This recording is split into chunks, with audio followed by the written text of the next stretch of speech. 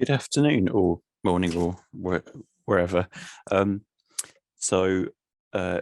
talk is about how we compromised a few very large companies with fairly simple techniques, I guess. So it's called How We Hacked Your Billion-Dollar Companies for $42, and it's true the companies were about worth several billions, and what we spent apart from time was only in the orders of tens of dollars. If you want a less clickbait title, I guess it's about getting a foothold inside the perimeter of an organization from a zero knowledge perspective outside. So the basic outline of the talk, I'm going to introduce myself, talk about the background to the problem, and then I'll describe 4 cases we've done in the last year where the client, before you get a red team involved, you think that everything's fine. Otherwise, you wouldn't be getting a red team involved. You'd be doing something else. We'll talk about why it wasn't fine. We won't be mentioning Cobalt Strike at all because this is purely perimeter at this stage. Sorry, and then we'll go to questions. So I've been in IT for quite a long time. I did my undergrad in maths. I was then a developer, a sysadmin, and basically the blue team at university. And I've been a penetration tester since 2010. I passed the relevant CREST exams in 2014-15 for red teaming. I didn't actually get involved in any red teaming until about 2018 or so. So I'm a relative newcomer to this sort of stuff. Which does bring me on to this next topic. Who should be in a red team? And obviously there's some very, very good people in existing red teams, but equally it can seem like all you need to start doing red teaming is 2 years experience of doing red teaming, which is the classic problem in getting into pen testing. Obviously you do need to balance training new people up with delivering a good service. I mean, using existing people, but equally new people bring in good ideas sometimes. So one of my favorite quotes in InfoSec is Marcus Rannum, who said, there are people who try anything to secure their networks except design them correctly, control access levels, segment them, understand the traffic, and monitor things. But equally, everyone these days is under tight pressure to deliver things, make sure that everything's running. And of course, the board aren't going to be shouting at you about things they don't know. They're not going to say, oh, I'll take 3 weeks and go and just check everything's fine. That doesn't tend to happen. So this is the kind of pressure that there is, and it probably explains why we found some of these things. So what do we want to do? We'll try all the possible ways to compromise a client, and we can stop when one works. And that's the threat model, is the attacker is going to try all the attacks against your stuff. So that's the broad problem statement. If we want to be more specific, the perimeter is permeable. So email goes in and out, web traffic goes out and in from the corporate network to the internet, web traffic goes in and out from the internet to the DMZ or whatever you call the place where your web servers live now. You've got VPNs, you've got help desk services, especially password reset is dangerous. You've got cloud authentication like MSOL or things like that. You've got Citrix, you've got file exchange servers, you've got dev boxes and things like that. So can we chain some of these issues to get from outside to in? And we found that we could in quite a few cases. So actual real options for compromising the target. We've got physical, obviously COVID's happened and that's restricted the ability to go on site, but also I'm quite lazy. I don't like doing physical. O days, obviously they're good, but they're very hard to develop. Things like dropped USB sticks are risky and ineffective generally. But that does leave us with things like in-house web apps, misconfigured or forgotten assets on the perimeter, and you've got unforeseen interactions between components on the perimeter.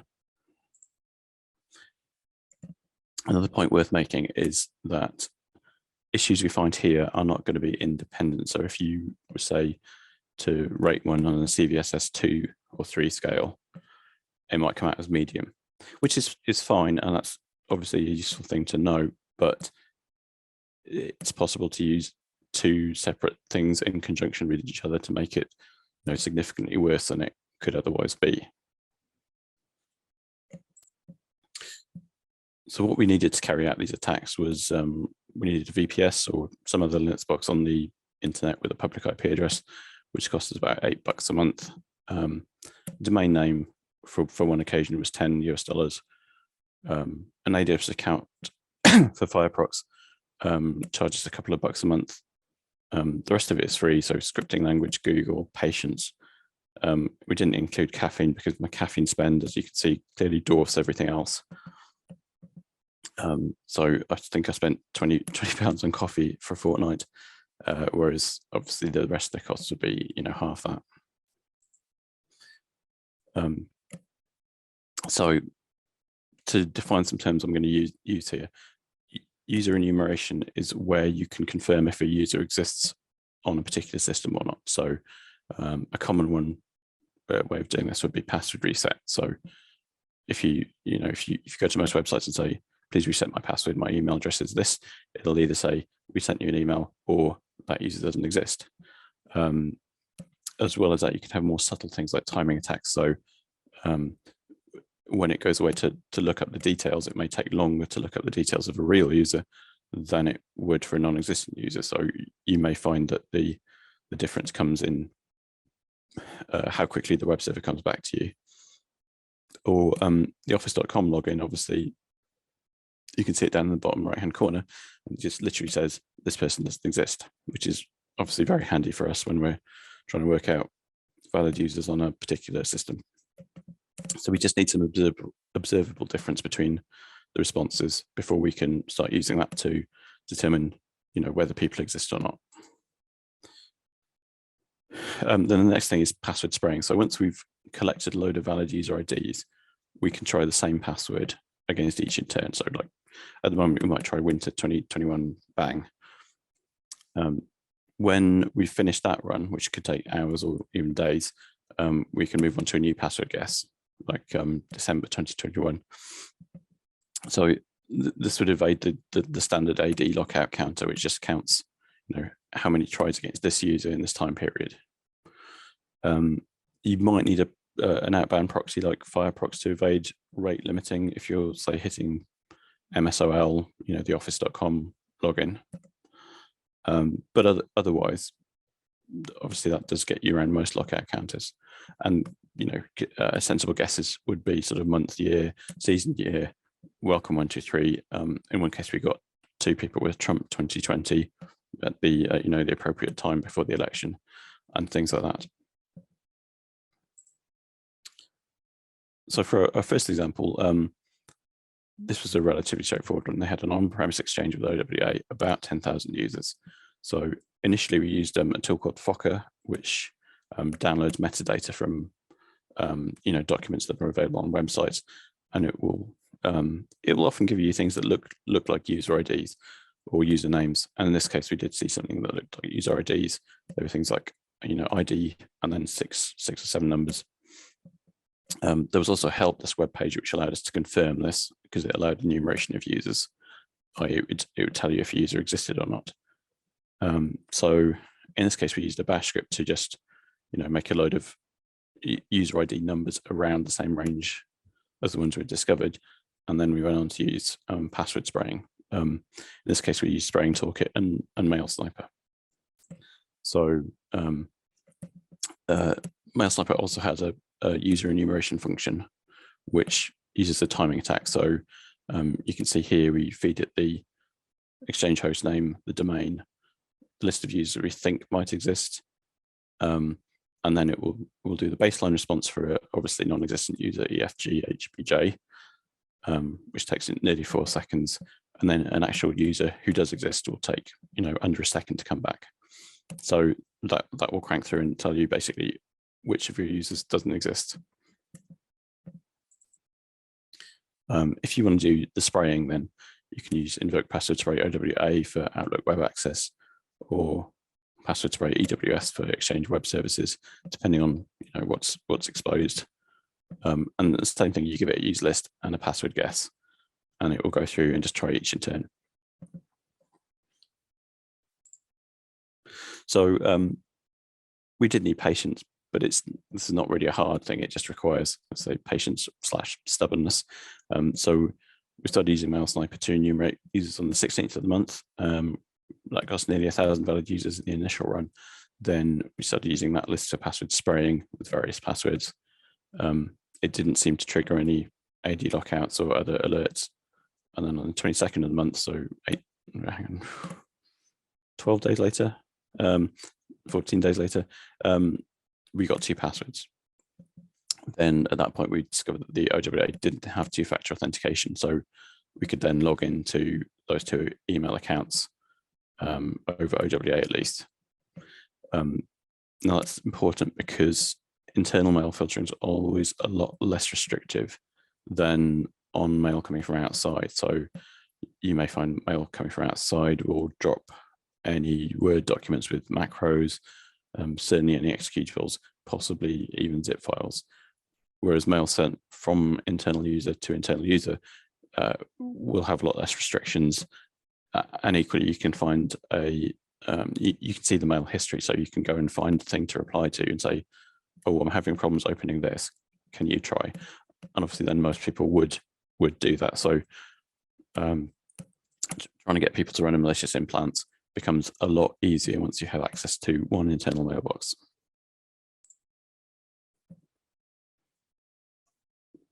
In the second example, we had, again, a largest company.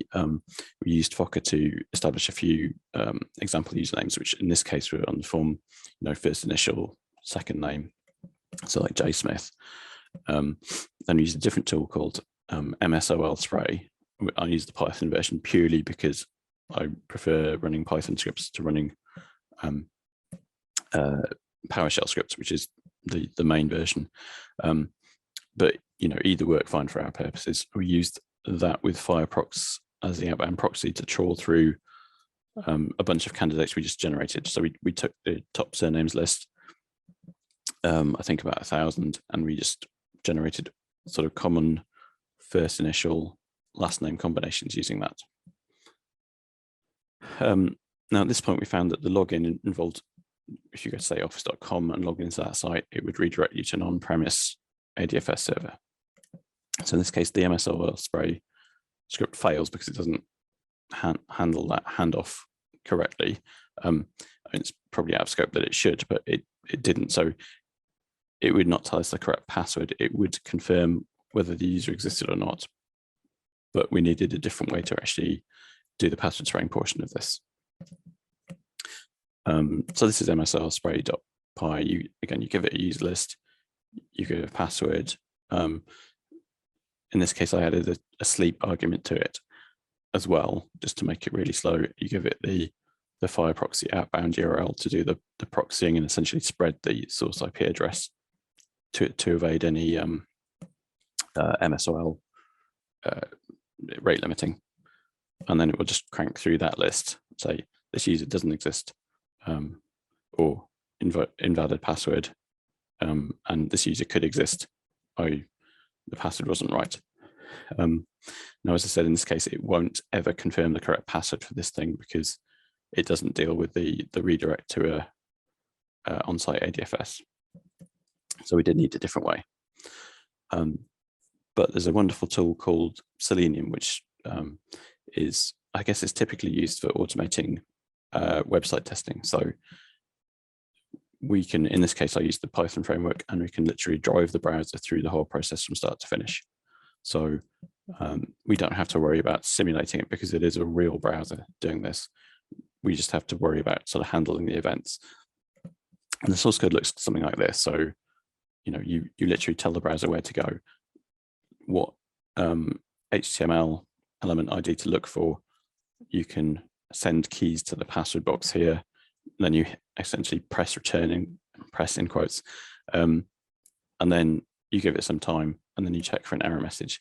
So in a very naive view, if you can enter the user it redirects you to a password prompt on office.com if it's a valid user. And then if you enter a password and you don't find a password error, you can probably assume that was the correct password and everything else will be a failure.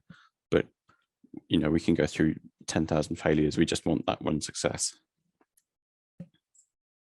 So there's a short demo of that just in case it, obviously it's most people won't be familiar with it. So here am I running my Python example, which starts up Chrome in this case, goes to office.com.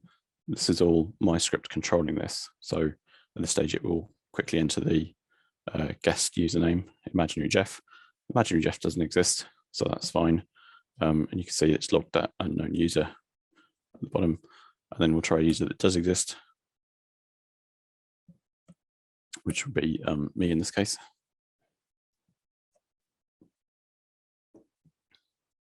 Now it's moved on to the password prompt, so we know that user does exist. We'll try a password guess of February 2021. Now that didn't work, so that's an incorrect password, but the user does exist. But in this way, we can, even for more complicated login processes, we can just move through the whole process and, as I say, find out, you know, why the thing failed. So going back to our example, we used OSINT, we got some example user IDs and we generalized those. Just obviously we knew they were people's names. Then using MSOL Spray, we confirmed a couple of thousand usernames existed. Then we used Selenium, we got correct passage of maybe 10 of those usernames. So at this point, we found that two-factor had been enabled for pretty much everything we could see, but they just ticked the must-have two-factor box on the authentication system. So if you hadn't already logged in, it would simply prompt you to register your two-factor authentication. Now, the nature of the business meant that a lot of stuff had never logged in because, you know, they were manual workers. They didn't need to log in and check their email. So at this point, we could just register our own two-factor tokens. And one of these 10 accounts was a Citrix desktop. So obviously that essentially got us in. It got us into remote access within the organization, even though obviously the system administrators are thinking, well, we've said everyone needs two-factor, so we're fine. So in terms of user enumeration, if you can generalize the examples you find, you've probably got a reasonable chance. So either you know, first name dot last name is quite common, first initial, last name, or numeric user IDs like U 1 2 3 4 5 6 7. Those are quite easy to generalize. If you find someone who uses sort of 3 letters like JBL 743, where the 743 is purely random added to make it difficult to enumerate these things, then you might be out of luck because the search space is just too big, even if you want to leave it for a few weeks. A third example, this is now slightly different because we did use phishing in this one. Essentially, we'd already guessed 2 sets of creds, but they didn't get us very far. So we needed a few more privileges than we already had. I say ideally Citrix desktop would be great. But my colleague found an open URL redirect in the holiday booking app. Obviously, people care about holiday, they care about being paid, and they care about holiday. So it's an ideal thing for phishing. In this case, we hosted a cloned page, but we'd already added that password was wrong error. And then when we went to send the phishing email, we gave the legitimate link on the page with our phishing page being the redirect to. So we used something like an excuse of, sorry, we've had a system crash, we lost some recent holiday bookings, please can you log in and check? And obviously everyone's going to log in and check. So the users would get something like external in the subject line because that protection had been implemented on the inbound mail servers, but the link was obviously to their own site. So they could be forgiven for clicking on it. The real site would take the username and password, and then if they'd entered that successfully, it would redirect them to our phishing page, which said, that was wrong, please can you retry? But otherwise it looked identical. When they entered those creds again, whatever they were, would redirect them back to a valid logged in session because the cookie had been created for the real server. So the upshot was that no one really even noticed they'd been phished because they got in after 2 tries. And again, because everyone's working from home during COVID, no one really said to anyone else, like, this is weird. I thought I typed my password in properly the first time. So yeah, it was a very invisible way of doing the phishing. So I'll go through that step by step, but because I don't want to mention the client name, I'll use an example which I reported to ASUS in 2016 on their router, and they fixed very quickly. So obviously it's a fairly safe example to use.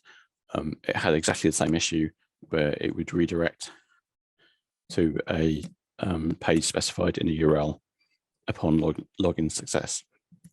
So you can imagine that a reasonable phish would be, please could you update the firmware on your ASUS router? You need to visit this page, and it would be your router initially. This is because ASUS routers all resolve router.asus.com to 192.168.1.1 or whatever your local router is. So the initial page, this is a genuine page loaded from the phishing link, and you would sign in with your actual creds. It would then redirect you to our phishing page, router-asus.com,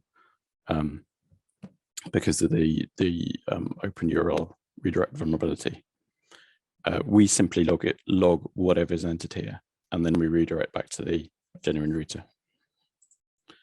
The victim gets dumped into a real session because that was already established. We get whatever they think their creds are, and no one's any the wiser, really. So although IT was using back at the real company, IT was using a domain squatting service and blocked our URL on the corporate proxy, but it was in the middle of COVID and everyone was working from home anyway, so not everyone was going through the corporate proxy. And there was a major holiday coming up. So because of this, we got about 12 sets of valid creds. And to be honest, you couldn't really fault the users for, falling for this scam. So some of the 12 had remote access and no one knew they'd been phished. So again, that got us from having 2 sets of not very useful creds to having some more useful by doing this phishing. A fourth and last example, in this case, there was a hybrid AD. So again, we were doing password spraying against MSOL using MSOL, Spray.py, and Fireprox. Again, user IDs were numeric. So we found a few passwords, again, month, year, or season, year. But at this point, we did find that pretty much everything was 2-factor, except for the ActiveSync mail protocol. And then here we could use Windows 10 Mail, which speaks ActiveSync to send email from a compromised user to another user. So the tool we used to find this was called MFASweep, which is really handy. So once you've achieved valid creds, even if there's 2-factor on the things you're trying, MFASweep will try about 7 different MSOL services to see whether 2-factor's in use on each. And depending on what it finds, it will suggest possible tools that you can use to exploit anything that it did find. But if you gave it incorrect creds, it will lock the account out because it tries 7 times. Equally, if you try the logins yourself on the web, you may find that the form of MFA in use is to text someone. And it's quite easy to text someone in the middle of the night their time if you're not careful. So because they had not, essentially because everything except ActiveSync had MFA, we could still use Windows 10 Mail to set up Exchange Active Sync account. And then essentially it synchronizes, which means you can send, you can reply to mails. So effectively it's the same as being able to use mail normally. So we had access to a few accounts like this. And again, from here, we could then go to the normal way of having a custom implant, finding something to reply to and saying, hey, I'm having problems opening this thing. Can you do it? Or, whatever else pretext that you can make that much more believable because you can see the email history between these two people. So there's the sort of aphorism in pen testing: defenders think in lists, attackers think in graphs. But what does that actually mean? Well, it's an easy thing to say, but a path through a graph is obvious in hindsight, but actually generating that path involves a lot of trial and error and backtracking. So it's very much a kind of a breadth first search, and you need to prioritize things that you think will probably work. You can't try all the possibilities to get in for, you know, major combinations of things.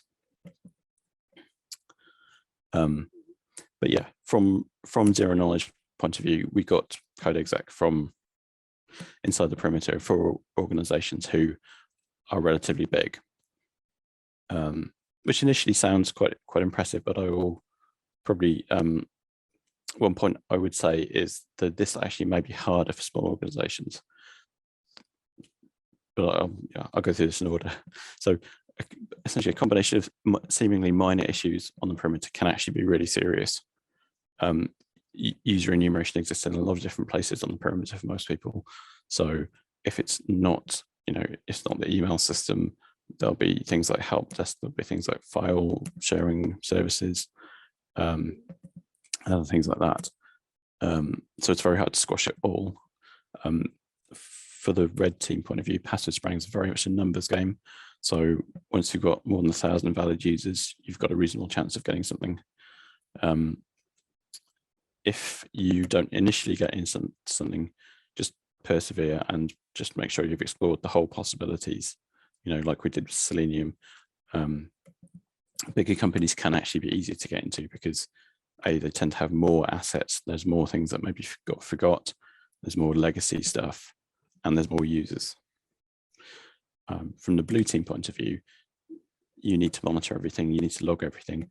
A lot of people didn't seem to have visibility of you know, password attempts against MSOL, even though they effectively asked MSOL to you know, to answer all authentication requests for them.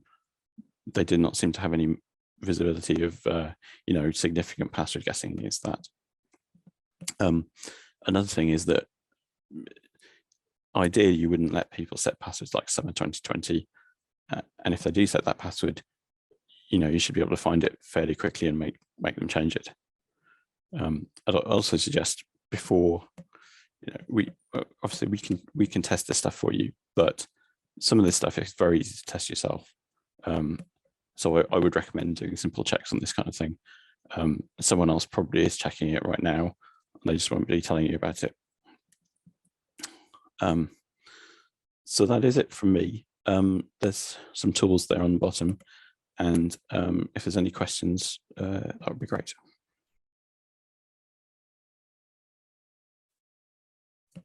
That was great. Thank you very much, Jamie. So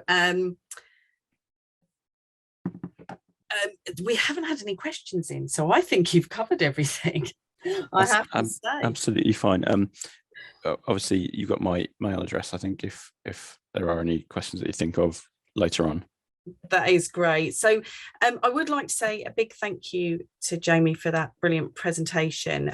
Also, as Jamie said, please feel free to type in any questions that you do think about, and just pop them through to us at marketing@crest-approved.org, and we can get them over to Jamie for you.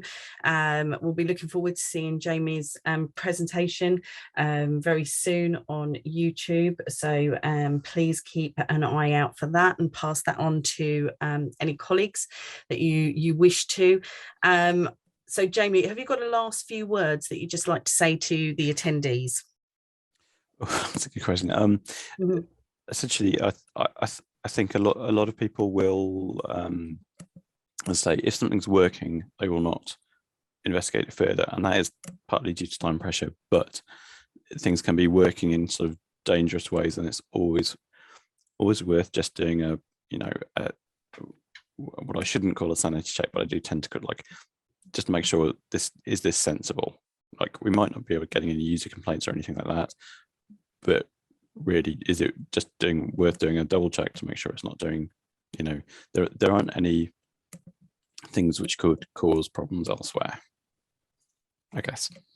Very true. Thank you very much for that. I would also like to take this opportunity to thank all our presenters for today. Unfortunately, Jamie is the last in our presentations today, and it's been a really interesting sort of half a day that we've had throughout, and I want to say thank you very much to all our presenters, including Jamie, who have made the effort to put these presentations forward. And thank you to our attendees for coming on, and please keep your eyes out on the CREST website and any news that CREST is sending out, as we'll have more events coming up and a lot more in 2022. And I hope we'll see Jamie back doing another presentation very soon. So thank you very much, everybody, and have a good rest of the day. Take care. Thank you.